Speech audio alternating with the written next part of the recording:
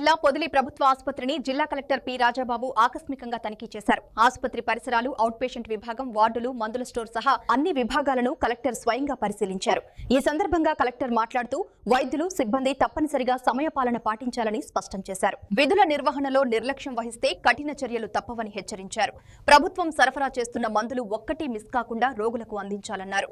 ప్రభుత్వ ఆసుపత్రిపై ఫిర్యాదులు వస్తే సంబంధిత అధికారులు, సిబ్బందిపై తక్షణమే చర్యలు తీసుకుంటామని కలెక్టర్ పి రాజాబాబు స్పష్టం చేశారు.